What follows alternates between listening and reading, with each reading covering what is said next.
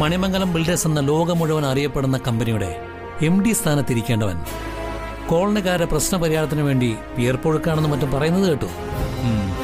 അപ്പൊ അതാണ് കാര്യം. അതല്ല കാര്യം. ആ കോളനിയിൽ ഒരു പെണ്ണില്ലേ? അവിടെ ഒരുപാട് പെണ്ണുങ്ങളുണ്ട്. ഒരുപാട് എണ്ണത്തിനൊന്നും എനിക്കറിയണ്ട. ആ വർക്ക്ഷോപ്പ് നടത്തുന്ന ആണും പെണ്ണും കെട്ട കോലത്തിലൊരുത്തി. സത്യയെക്കുറിച്ചാണോ? അതെ, അവള് തന്നെ. അവള് നിന്റെ ആരാ? ഭാര്യയോ കാമുകിയോ അതോ നിന്റെ ഏട്ടനായി പോയി? എന്നെ കൊണ്ടൊന്ന് പറയിപ്പിക്കണ്ട. കഷ്ടം. എന്റെ ഏട്ടന് പെണ്ണെന്ന് വെച്ചാൽ ഭാര്യയും കാമുകിയും പിന്നെ പറയാൻ അറയ്ക്കുന്ന ഏതോ ഒരു സ്ഥാനം കൂടിയേ ഉള്ളൂ അല്ലേ? അവൾക്ക് അമ്മയെന്നും അനിയത്തിയെന്നും മകളെന്നും സുഹൃത്തെന്നും ഒക്കെ വേറെ സ്ഥാനങ്ങൾ കൊടുക്കാം. നീ എന്നെ സ്ഥാനമൊന്നും പഠിപ്പിക്കണ്ട. അവളും നീയും തമ്മിലുള്ള ബന്ധം എന്താണെന്ന് എനിക്ക് പറയണം. ആ, ഇതിനാണോ ഇത്രയൊക്കെ വളച്ചു കെട്ടി ചോദിച്ചത്? അതെ, പറ. ആരാവള് നിന്റെ? എന്റെ ഫ്രണ്ടാ. ഗേൾഫ്രണ്ട് ആണോ? ഫ്രണ്ടിനെ അങ്ങനെ ആണും പെണ്ണും തിരിച്ച് ഞാൻ നോക്കാറില്ല. അങ്ങനെ തന്നെയാ വേണ്ടത്. സുഹൃത്തുക്കളെ ഒരിക്കലും രണ്ടു തട്ടി കാണരുത്, പ്രത്യേകിച്ചും സത്യയെപ്പോലുള്ള ഫ്രണ്ടിനെ. അച്ഛാ, ആ പെണ്ണിനെ കുറിച്ച് കോളനിയിൽ വളരെ മോശം അഭിപ്രായമാണ്. എനിക്ക് അവളെ കുറിച്ച് വളരെ നല്ല അഭിപ്രായമാണ്. അച്ഛൻ അവളെ കുറിച്ച് എന്തറിയാം? നിന്നേക്കാൾ കൂടുതൽ അറിയാം. അവളെ പോലുള്ള പെൺകുട്ടികളാണ് രാജ്യത്തിന്റെ സമ്പത്ത്. പാവപ്പെട്ടവർക്ക് വേണ്ടി സത്യ ചെയ്യുന്ന ഓരോരോ പ്രവർത്തനങ്ങൾ, എന്തിനേയും ചങ്കൂറ്റത്തോടെ നേരിടാനുള്ള അവളുടെ തന്റെ ഇടം. ഒറ്റയ്ക്ക് 4 പേരെ നേരിടണമെന്ന് പറഞ്ഞാ സത്യ അതിനും തയ്യാറാണ്. സത്യയെപ്പോലൊരു പെൺകുട്ടിയെ പരിചയപ്പെടാനും സുഹൃത്താക്കാനും കഴിഞ്ഞിട്ടുണ്ടെങ്കിൽ എന്റെ മോൻ അതിൽ അഭിമാനിക്കുക തന്നെ വേണം. വേറെ ആരെന്ത് പറഞ്ഞാലും ആ സൗഹൃദം നശിപ്പിക്കരുത്. അച്ഛാ, പാവപ്പെട്ടവർക്ക് വേണ്ടി സത്യം എന്ത് ചെയ്തെന്നാ? എഴുത്തും വായന അറിയാത്ത കുറെ എണ്ണത്തിന് വേണ്ടി സർക്കാർ ആനുകൂല്യം വാങ്ങിക്കൊടുക്കുന്നതാണോ ഇത്ര വലിയ മഹിമ? പിന്നെ ഒറ്റയ്ക്ക് 4 പേരെ നേരിടുന്ന പെണ്ണിന്റെ സ്ഥാനം ഇങ്ങനെ സ്വർണ്ണലിപിയിൽ അച്ചടിച്ചതുപോലെ പറയേണ്ട കാര്യമൊന്നുമില്ല. തെരുവ് പിള്ളേർക്കൊപ്പം കഴിയുന്ന ഏതൊരു അനാഥ പെണ്ണിന് കാണും അത്തരം തന്റെ ഇടം. അതിനെ വിളിക്കുന്ന പേര് ഗുണ്ടായിസം എന്നാണ്. അതെ, അക്ഷരം അറിയാത്തവന് അത് പകർന്നു കൊടുക്കുകയോ അങ്ങനെയുള്ളവരെ സഹായിക്കുകയോ ചെയ്യുന്നത് ഒരു പുണ്യകർമ്മം തന്നെയാണ്. പിന്നെ നീ പറഞ്ഞ ഗുണ്ടായിസം അത് ആണുങ്ങൾക്ക് മാത്രം പറഞ്ഞിട്ടുള്ളതല്ലല്ലോ. ഇക്കാലത്ത് ഇത്തിരി ഗുണ്ടായിസം ഒക്കെ ഇല്ലെങ്കിൽ പെൺകുട്ടികൾക്ക് ജീവിക്കാൻ പ്രയാസമാണ്.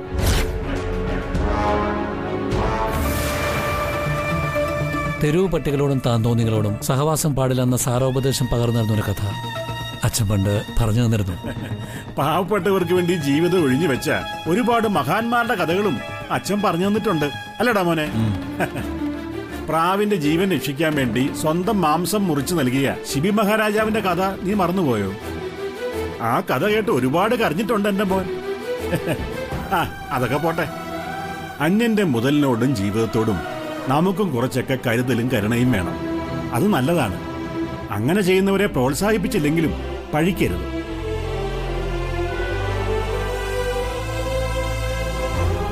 സത്യയെക്കുറിച്ച് ചേട്ടനുള്ളത് തെറ്റിദ്ധാരണകളായിരുന്നു. അച്ഛൻ പറഞ്ഞു തന്നപ്പോ അത് മനസ്സിലായി കാണുമല്ലോ അല്ലേ?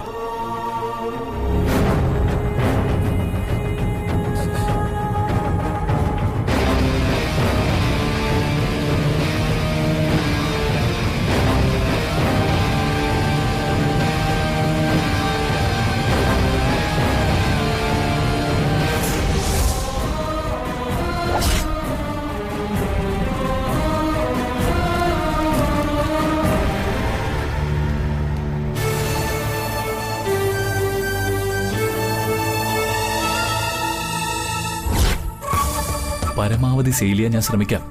പക്ഷേ പഴയ കമ്പനിയുമായി ഇതിന് ഒരു ബന്ധവുമില്ലെന്ന് എനിക്ക് ഉറപ്പ് തരണം. നോ, ആരും അറിയില്ല. ആ കാര്യത്തിലൊന്നും എനിക്ക് ഒരു പേടിയുമില്ല. ശരി, ഞാൻ തിരിച്ചു വിളിക്കാം. ഓക്കെ?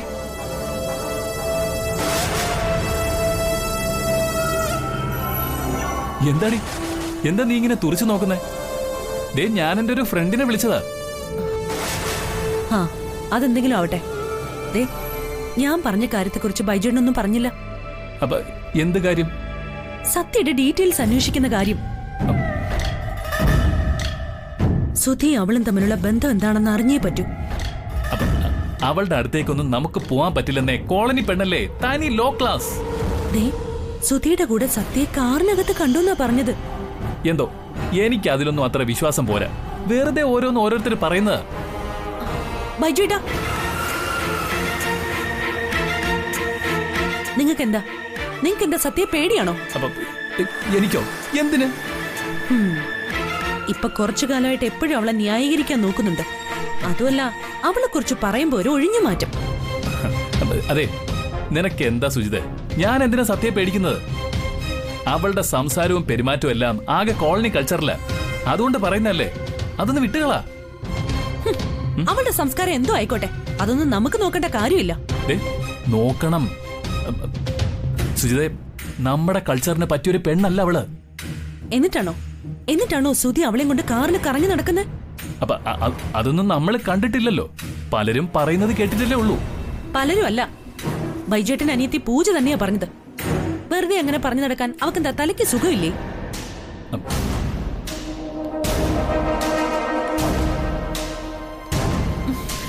ബൈജേട്ടാ, അല്ല, പൂജ അങ്ങനെ പറഞ്ഞതാണെങ്കിൽ ചിലപ്പോ. എന്നിട്ട് എന്തുകൊണ്ടാ ഇതുവരെ നിങ്ങൾ അവളെ കുറിച്ച് അന്വേഷിക്കാതെ? അതെ, നിനക്കിപ്പോ എന്താ വേണ്ടത്?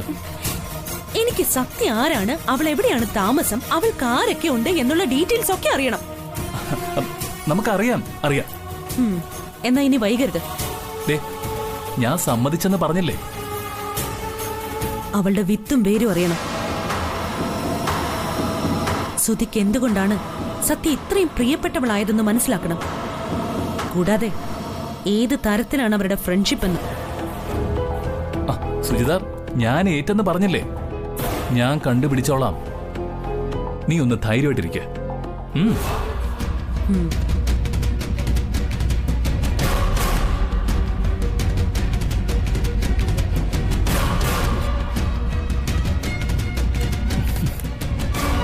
ഇതിപ്പോ സത്യയുടെ കയ്യിൽ നിന്ന് അടുത്ത പണി മാഞ്ചേട്ടാനുള്ള കാരണമായി.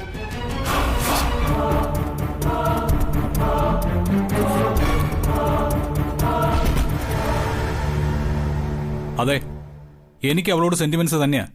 കാരണം സത്യയെ പോലൊരു പെൺകുട്ടിയെ ഞാൻ എന്റെ ജീവിതത്തിൽ കണ്ടിട്ടില്ല. പക്ഷേ നിന്റെ ജീവിതം സത്യയോടൊപ്പമല്ല, ദിവ്യോടൊപ്പം. അത് നീ മറക്കരുത്.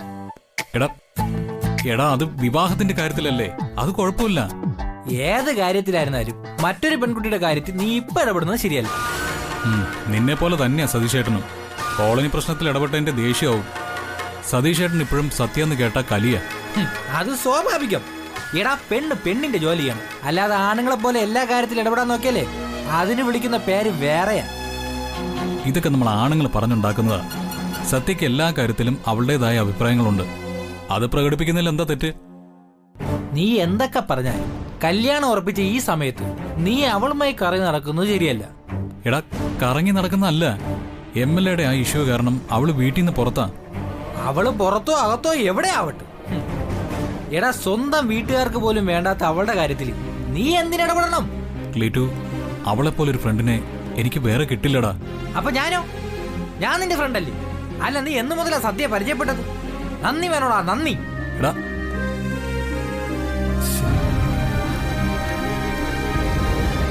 എടാ, നീ എന്റെ ഫ്രണ്ട് തന്നെയാ. അല്ല എന്നല്ല ഞാൻ പറഞ്ഞത്. എന്നാലും നീ അങ്ങനെ പറഞ്ഞില്ല. സങ്കടമുണ്ട്, ഒരുപാട് സങ്കടമുണ്ട്. ശരി, നീ വാ, കാറിൽ കയറ. നമുക്ക് സത്യയുടെ വീട് എവിടെയാണെന്ന് പോയി നോക്കാം. സത്യയുടെ വീട്ടിലേക്ക് ഞാൻ ഇല്ല. അതിലും ഭേദം ചാവുന്നതാ. അതെന്താ? എടാ, അവളേന്ന് കിട്ടിയ ഇടിയുടെ ചൂട് എനിക്ക് ഇപ്പോഴും പോയിട്ടില്ല. എടാ, അതൊക്കെ അവൾ എപ്പോഴേ മറന്നു കാണും. അവക്കത് മറക്കാം, പക്ഷെ കിട്ടിയത് എനിക്കല്ലേ. എനിക്കത് അങ്ങനെ മറക്കാൻ കഴിയൊന്നുമില്ല. എടാ, സത്യയുടെ കാര്യത്തിൽ ഒരു തീരുമാനം ഉണ്ടാക്കണം. അവളുടെ അമ്മയെ കണ്ട് കാര്യങ്ങൾ പറഞ്ഞ് മനസ്സിലാക്കിക്കണം. അവളെ തിരിച്ച് വീട്ടിൽ കൊണ്ടുവന്നാക്കണം. എടാ, നിനക്കിത് എന്തിന്റെ പ്രാന്തളിയാ? എടാ, എന്നെ എത്ര തവണ എന്റെ വീട്ടിൽ നിന്ന് അടിച്ച് പുറത്താക്കിയിട്ടുണ്ട്. ഒരു തവണ പോലും വീട്ടിൽ വന്ന് ചാച്ചനോട് എന്നെ തിരിച്ചു വിളിക്കണമെന്ന് പറഞ്ഞോ? പച്ച വെള്ളം പോലും തരാതെ പട്ടിണി കിട്ടിയിട്ടുണ്ട്. ഒരു ഗ്ലാസ് ഹോർലിക്സ് പോലും നീ എനിക്ക് വാങ്ങിച്ചു തന്നിട്ടുണ്ടോടാ? ഇപ്പൊ ഏതോ ഒരു പെണ്ണ് അവളുടെ കയ്യിലിരിപ്പിന്റെ ദോഷം കൊണ്ട് വീട്ടിൽ നിന്ന് പുറത്തായപ്പം അല്ല, നിനക്കെന്തിനടാ ഇത്ര ശുഷ്കാന്തി? എടാ ക്ലീറ്റസേ, അല്ല, ഞാൻ അറിയാൻ മേല ഞാൻ ചോദിക്കും. നീ ശരിക്കും സത്യം പ്രേമിക്കുന്നുണ്ടോ? എന്നെ കുറിച്ച് എല്ലാം അറിയാവുന്ന നീ തന്നെ ഇത് പറയണം. എടാ എന്റെ മനസ്സിൽ ദിവ്യ മാത്രമേ ഉള്ളൂ. അവളെ മാത്രമേ ഞാൻ കല്യാണം കഴിക്കൂ. അപ്പൊ സത്യ അവൾ എന്റെ ഒരു ഫ്രണ്ട് മാത്ര, നിന്നെ പോലെ മറ്റൊരു ഫ്രണ്ട്. എന്നെ പോലെ എന്ന് പറയണ്ട ഡാളിയ. ആണുങ്ങൾക്ക് ഒരു ആൺ ഫ്രണ്ടും ഒരു പെൺ ഫ്രണ്ടും ഉണ്ടെങ്കിൽ പെൺ ഫ്രണ്ടിനോടായിരിക്കും കൂടുതൽ ചായ്വ്. ഇത് ഞാൻ പറഞ്ഞല്ല, എന്നേക്കാൾ പ്രശസ്തനായ മറ്റാരോ പറഞ്ഞതാണ്. എടാ നീ വരുന്നുണ്ടോ ഇല്ലയോ അത് പറ. സത്യയുടെ വീട്ടിലേക്ക് ആ അതെ. ഉത്തരം ഒറ്റ വാക്കിൽ മതിയെങ്കിൽ ഇല്ല, യെസ് ഓർ നോ ആണെങ്കിൽ നോ. ആ പാപത്തിൽ പങ്കുചേരാൻ ക്ലീറ്റസിനാവില്ല മോനെ. എടാ ക്ലീറ്റസേ, ഇതാണ് നീയും സത്യം തമ്മിലുള്ള വ്യത്യാസം. ഞാൻ വിളിച്ച എവിടേക്കാണെന്ന് പോലും ചോദിക്കാതെ അവള് കൂടെ വരും. നീ നിന്റെ സ്റ്റാറ്റസ് ഒക്കെ നോക്കിയല്ലേ വരൂ. എനിക്കാൻ എവിടെ സ്റ്റാറ്റസ്? വാട്സാപ്പിൽ പോലും ഞാൻ ഒരു സ്റ്റാറ്റസ് ഇട്ടിട്ടില്ല, അറിയാം. ശരി എന്നാ കൂടെ വാ. സത്യയുടെ വീട്ടിലേക്ക് മാത്രം നീ എന്നെ വിളിക്കരുത് പ്ലീസ്. ജീവനിൽ കൊതിയുള്ള ഒരു സുഹൃത്തിന്റെ അപേക്ഷയാണ്. എടാ വാടാ.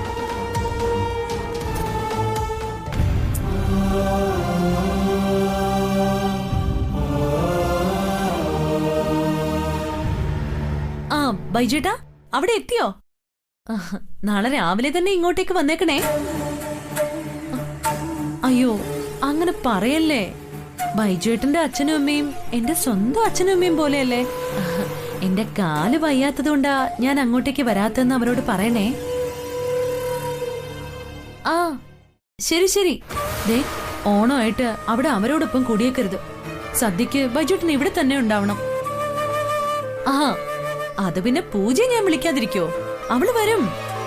സുധിയോടൊപ്പം ഇരുന്ന് ഓണം ഉണ്ടെന്നല്ലേ അവൾക്ക് സന്തോഷം. ആ ആ ശരി ബൈജേട്ടാ, ഞാൻ വിളിക്കാവേ.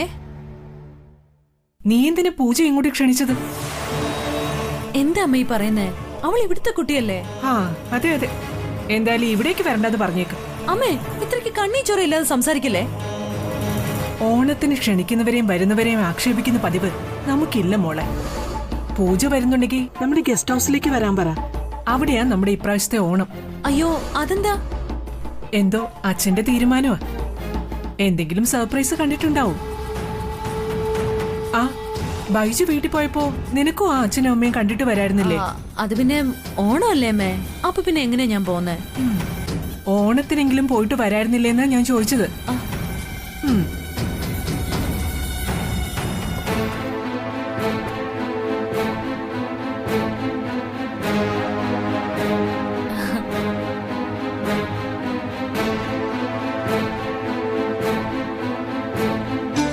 ആ ബൈജേട്ടാ, ദേ നമ്മുടെ ഓണം ഇപ്രാവശ്യം ഇവിടെ അല്ല കേട്ടോ.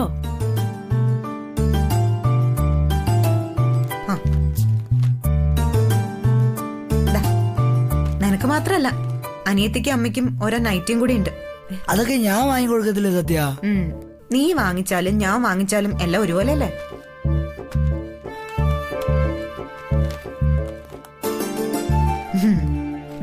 നിനക്ക് ബർമൂഡയും ടീഷർട്ടും, പിന്നെ വീട്ടിലെല്ലാവർക്കും ഓരോ ജോഡി ഡ്രസ്സും വാങ്ങിയിട്ടുണ്ട്.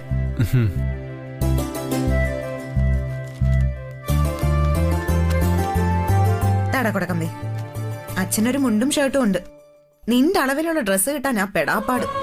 ഞങ്ങൾക്ക് മാത്രമേ ഉള്ളൂ, സത്യക്കൊന്നും വാങ്ങിച്ചില്ലേ? ഓണം ഉള്ളവർക്കല്ലേ ഓണക്കോടിയുടെ ആവശ്യമുള്ളൂ.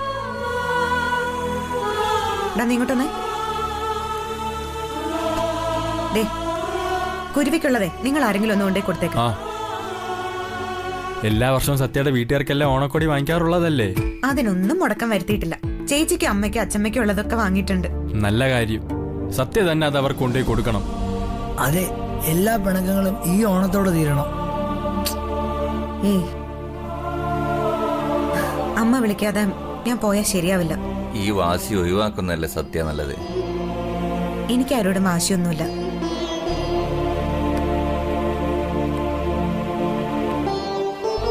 ഓണമല്ലേടാ, എത്ര ദേഷ്യം ഉണ്ടെങ്കിലും എന്റെ അമ്മ ഊണ് കഴിക്കുന്നതിന് മുൻപ് എന്നെ വന്ന് വിളിക്കുമായിരിക്കും. ആ ഒരു പ്രതീക്ഷയല്ല ഇപ്പൊ എന്റെ നിലനിൽപ്പ്. നാളത്തെ ദിവസം എല്ലാം മാറുമായിരിക്കും.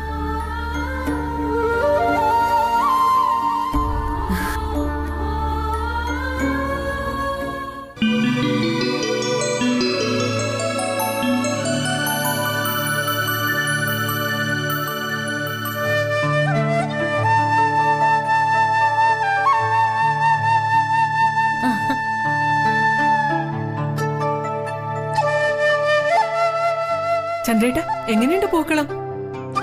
ആ, കുളവായിട്ടില്ല. ദേ സത്യം പറ ചന്ദ്രേട്ട. അസലായിട്ടുണ്ട്. എക്സലന്റ്. ദേ അത്രയ്ക്ക് അങ്ങോട്ട് പൊക്കണ്ട കേട്ടോ അച്ഛാ.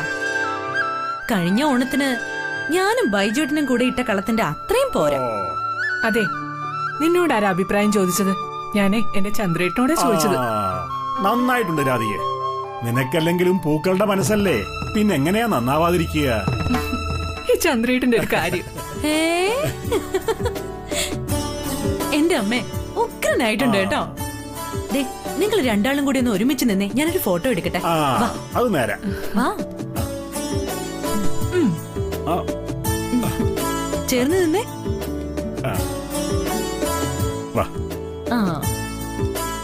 ഓക്കെ, ചിരിക്ക് ചിരിക്ക് ചിരിക്ക്. മതി മതി, ഇനി ഞങ്ങളുടെ എടുക്ക്. ഞങ്ങൾ രണ്ടും മാത്രം മതി അല്ലേ രാധികെ? റെഡി? ഒന്ന് ചിരിക്കമ്മേ.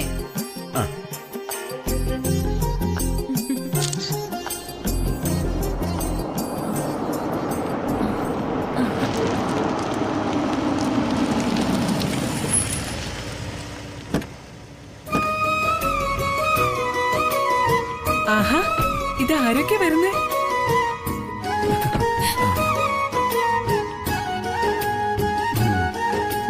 ഹാപ്പി ഓണം. താങ്ക് യു ചേച്ചി. ഹാപ്പി ഓണം ഏട്ടാ. Same to U.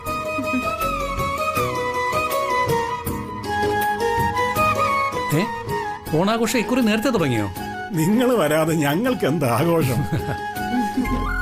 അല്ല, മോളെ കൊണ്ടുവന്നില്ലേ? അവള് കാവേരിയുടെ വീട്ടിലാ. ഓ, മോളെ കൊണ്ടുവരാത്തത് മോശമായിപ്പോയി. ആരായി പൂവിട്ടത്?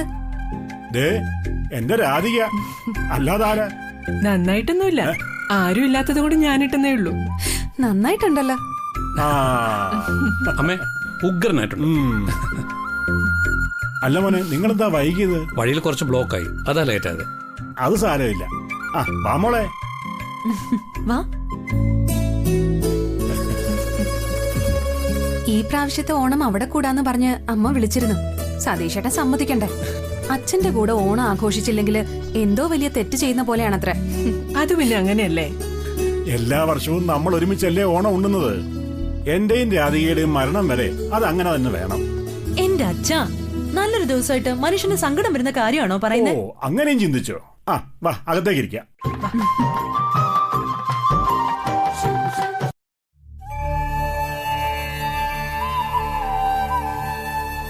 നേരെ ഇടറാ.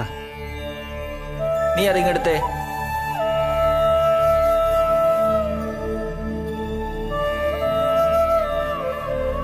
സത്യ, ഇതൊന്ന് നോക്ക്, കൊള്ളാവോ? ഞാൻ പറഞ്ഞല്ലോ, നന്നായിട്ടുണ്ട്. മുമ്പെല്ലാം ഓണത്തിന് എന്ത് രസമായിരുന്നു ഇവിടെ.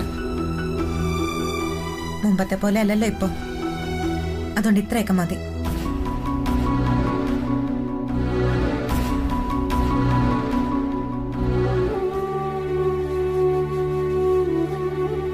നിങ്ങളൊക്കെ വീട്ടിൽ പോയി അവരോടൊപ്പം ഓണം കുടിക്കോ, അത് അവർക്കും സന്തോഷമായിരിക്കും.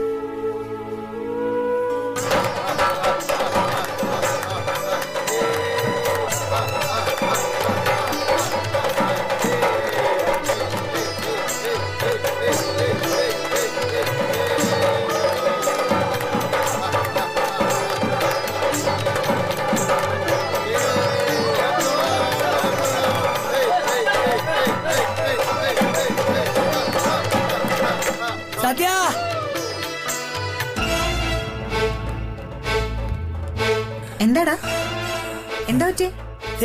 ക്ലബ്ബുകാരുടെ പുലിക്കളി മാവേലിയൊക്കെ വരുന്നുണ്ട്. നമ്മുടെ വായനശാലയിൽ ഇപ്രാവശ്യത്തെ ഓണപരിപാടി എല്ലാം കുളമായി. സത്യം നമ്മളും ചെല്ലാത്തിന് എന്തെല്ലാം പറഞ്ഞെന്നറിയാവോ? സത്യയുടെ അങ്ങോട്ട് ചെല്ലാൻ പറഞ്ഞിട്ടുണ്ട് പ്രസിഡന്റ്.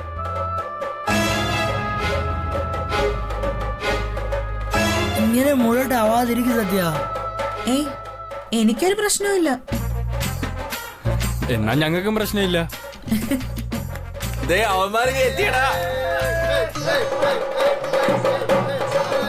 സത്യ നമുക്ക് തകർക്കണം സത്യ. ആ ശരി, തകർക്കാം.